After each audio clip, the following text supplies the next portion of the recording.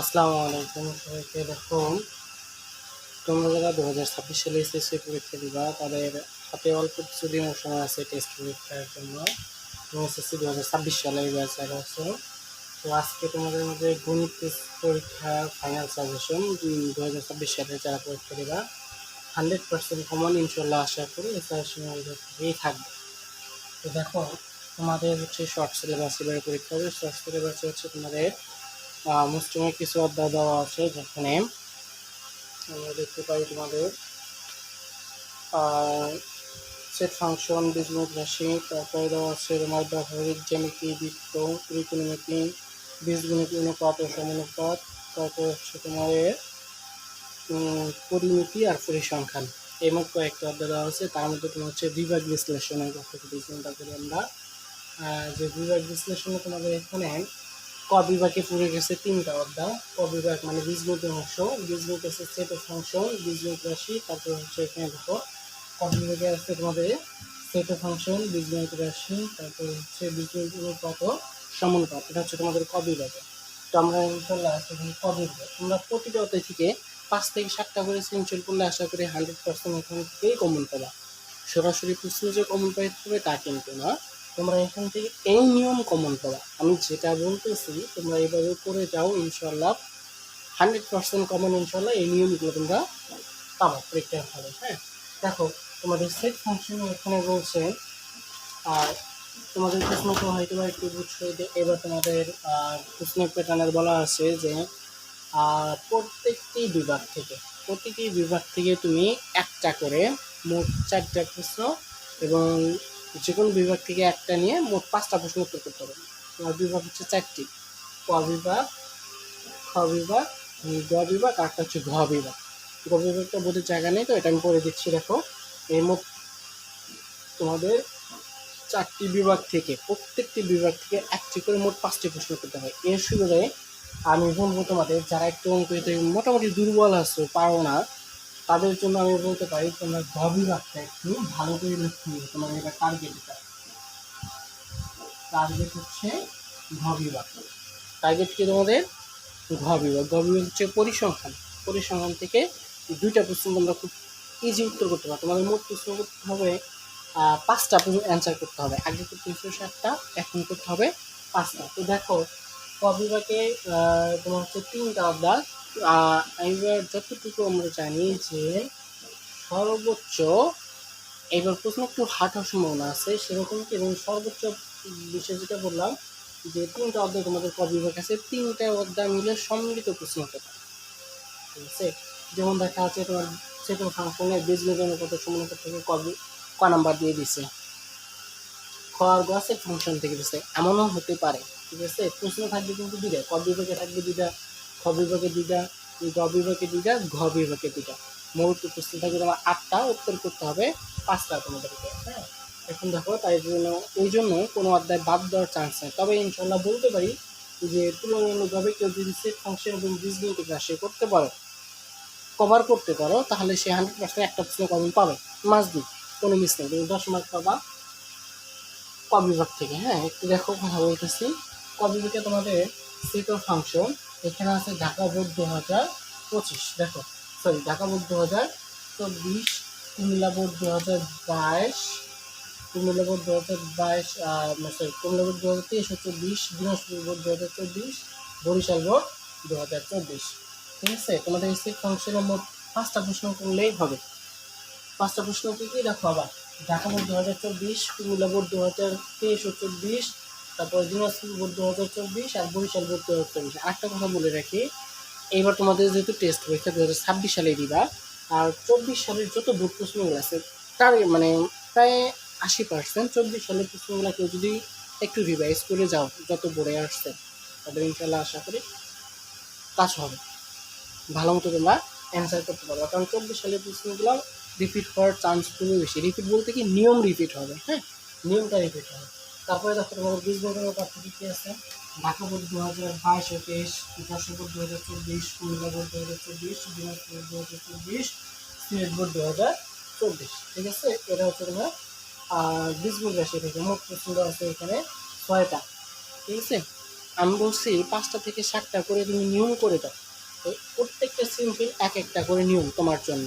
প্রত্যেকটা সৃজনশীল কি বললাম আমি, এক একটা তোমার জন্য নিয়ম। শুধু টেস্ট পরীক্ষার জন্য না, এটা হচ্ছে তোমার ফাইনাল পরীক্ষাও তোমার এইটুকুই থাকবে, হয়তো দুই একটু কম বেশি হবে। এরপরেও ইনশাল্লাহ আমি যখন ভিডিও দেবো দেখবো ওখানে দুই একটা কম বেশি থাকবে, কিন্তু ফাইনাল পরীক্ষার জন্য নিয়মগুলো কিন্তু একই।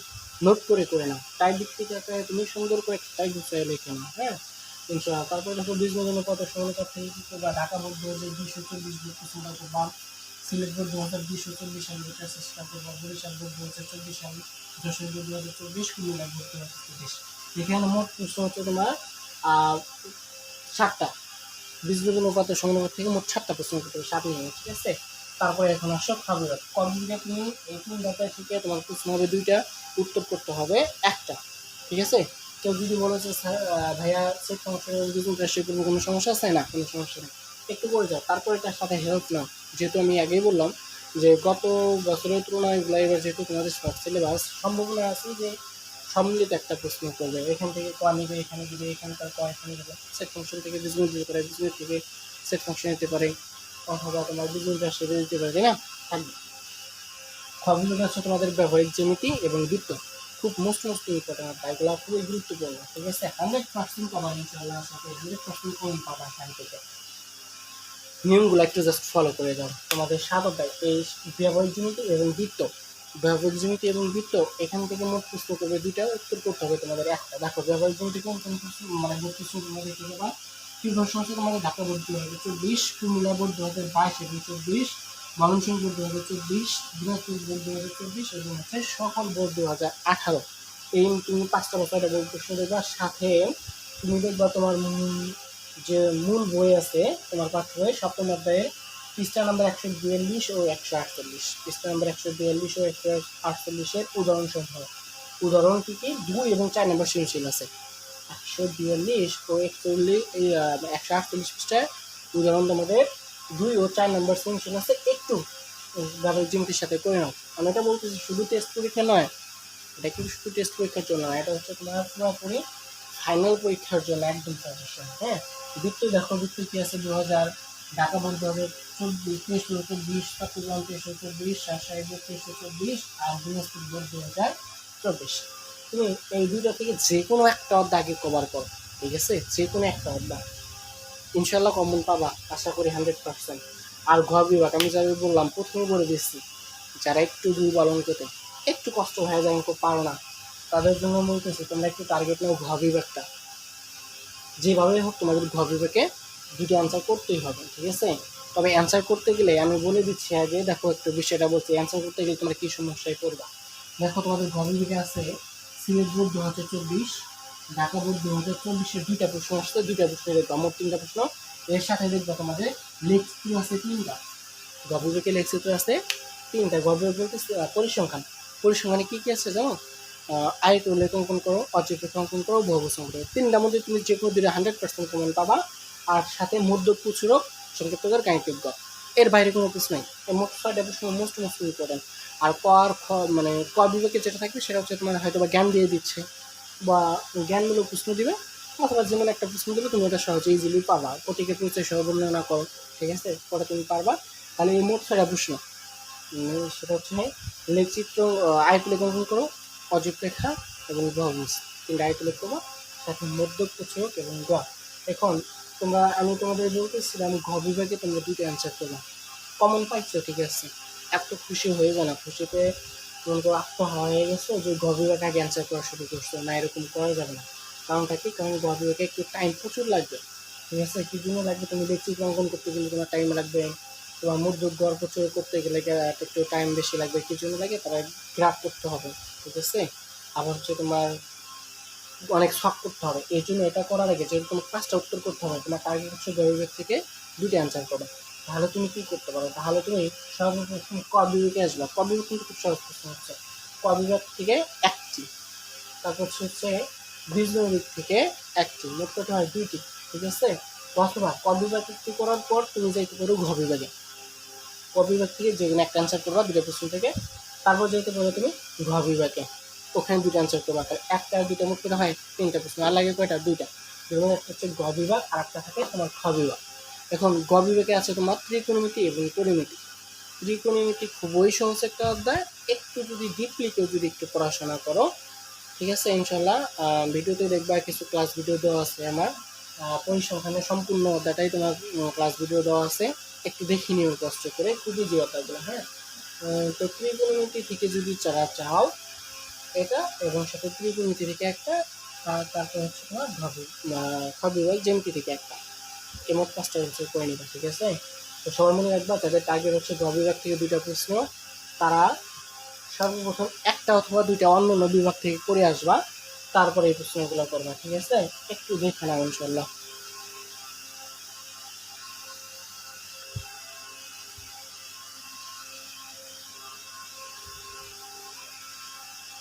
দেখো তোমাদের বিভাগ যেটা বাড়ছে সেটা হচ্ছে ত্রিকোণমিতি অনুপাত। এই ত্রিকোণমিতি বিভাগ হচ্ছে তোমাদের 2টা অধ্যায়, সেখান থেকে 2টা প্রশ্ন হবে, মোট উত্তর করতে হবে তোমাদের একটা, ঠিক আছে। মোট 2টা প্রশ্ন থেকে এই 2টা মনে হবে 2টি প্রশ্ন, অ্যান্সার করতে আমাকে একটা। এখন একটা দেখো পরিমিত অধ্যায়টা অনেক বড় অধ্যায়, ঠিক আছে, শর্টকাট করে শেষ করা যায় না, অনেক ঝামেলা হয়। তারা মনে করো যে এই অধ্যায়টা ঝামেলা, শেষ করা যায় না, কমপ্লিট করা যায় না, তারা একটু কষ্ট করে ত্রিকোণমিতি অনুপাতের এই 5টা থেকে 6টা প্রশ্ন যে দিছি আমি, ভুল প্রশ্ন, একটু কষ্ট করে এই কয়েকটা কভার করো। হ্যাঁ, তোমাদের বেসিক ক্লাসগুলো অঞ্চল আমার দেওয়া আছে ইউটিউব চ্যানেলে, দেখবেন নিচের থেকে, ওখান থেকে একটু কভার করে নাও। সাথে একটু বুঝি অধ্যায়টা কিন্তু খুবই ইজি, তুমি যদি ধরে নিতে পারো। হ্যাঁ, তো এর সাথে এই তো 5-6টা নিয়ম দেখো, একটু নিয়ম দেখো, তোমরা আশা করি 100% কমন এখান থেকে পাবা টেস্ট পরীক্ষায়। আর এই নিয়মটা যদি ধরে রাখো তোমরা ফাইনাল পরীক্ষা পর্যন্ত, তাহলে আশা করি ফাইনালে একটু তোমাদের প্রায় মনে করো 90% প্রেশার কমে যাবে। আমি যে তোমাদের যে সাজেশনটা দিচ্ছি, এই সাজেশন অনুযায়ী তোমরা যদি কেউ পড়াশোনা করো, তাহলে তোমাদের প্রায় দেখবা 90% প্রেশার কমে যাবে, ঠিক আছে। একটু কষ্ট করে পড়ে নিও। দেখো ত্রিগুণ অনুপাতে দেখো কি আছে, ঢাকা বোর্ড 2024 এবং 2023 সালের প্রশ্ন একটা দেখবা, রাজশাহী বোর্ড 2024-এর একটা প্রশ্ন দেখবা, কুমিল্লা বোর্ড 2024-23 একটা প্রশ্ন দেখবা, যশোর বোর্ড 2023, বরিশাল বোর্ড 2023, এই 5-7টা প্রশ্ন দেখবা। সাথে হচ্ছে পরিমিতি, ঢাকা বোর্ড মানে এই ত্রিগুণ থেকে এই 5-7টা প্রশ্ন, এই 5-7টা নিয়ম ফলো করবে। হ্যাঁ, ঢাকা বোর্ড দেখবে 2022 ও 24-এর প্রশ্ন, রাজশাহী বোর্ড 2022 ও 24-এর প্রশ্ন, বরিশাল বোর্ড 2022 ও 24, আর হচ্ছে দিনাজপুর ও কুমিল্লা 2024। এখান থেকে আমি তোমাদের বললাম পরিমিতি অধ্যায়টা অনেক বড়, ঠিক আছে। যে পরিমিতি অধ্যায়টা যাদের কাছে একটু কঠিন মনে হবে, কঠিন মনে হবে, অল্প সময়ে কভার করতে পারবো না, তারা জাস্ট ত্রিকোণমিতিটা একটু ভালো করে দেখো, এই 5-7টা নিয়ম।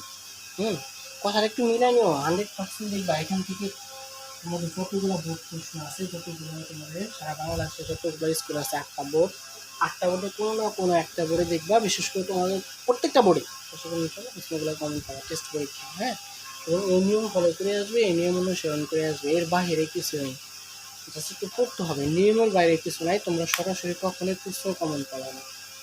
নিয়মের বাইরে কিছু নাই, তোমরা পড়বা নিয়ম অনুসারে, টাইপ মানে ধরন অনুসারে পড়ে যাও, ইনশাল্লাহ কম হবে। আর এই শেষ মুহূর্তে তোমাদের জন্য একটা কথা বলতে চাই, সেটা হচ্ছে হাতে অল্প কিছুদিন টাইম আছে, তোমরা যে অধ্যায়টা কভার করতে চাচ্ছ, যেহেতু তোমাদের শর্ট প্রশ্ন থাকবে, 10টা শর্ট প্রশ্ন অ্যান্সার করতে হবে, এই জন্য তুমি যে অধ্যায়টা আগে করতে চাচ্ছ সেই অধ্যায়টা আগে বেসিক করে শেষ করে দাও। ওই অধ্যায়ের অঙ্ক যতগুলো আছে সবগুলোকে শেষ করে দাও, প্রথম কাজ শেষ এটা। দ্বিতীয় কাজটা হচ্ছে ওই অধ্যায়ের যতগুলো এমসিকিউ হয়, যত ধরনের, সব ধরনের এমসিকিউগুলো শেষ করতে হবে। তৃতীয় কথা হচ্ছে যত ধরনের তোমাদের ওখান থেকে সিকিউ মানে সৃজনশীল আসে, এই কয়েকটা রিভাইজ করা। টেস্ট পরীক্ষার আগ নতুন নতুন যে অধ্যায়টা দিবা, এটা ইনশাল্লাহ এইভাবে কভার করতে থাকো। আর টেস্ট পরীক্ষার পরে ইনশাল্লাহ টেস্ট পেপার যেটা বের হবে, পুরো টেস্ট পেপার রিভিশন শুরু হয়ে যাবে। এবং যারা আমার কাছে অফলাইন এবং অনলাইনে যারা আছে যুক্ত, ইনশাল্লাহ তোমাদের সাথে সার্বক্ষণিক আমি যুক্ত আছি, যে কোনো প্রয়োজনে আমার সাথে যোগাযোগ করতে পারো। তো সবাইকে ধন্যবাদ, আসসালামু আলাইকুম।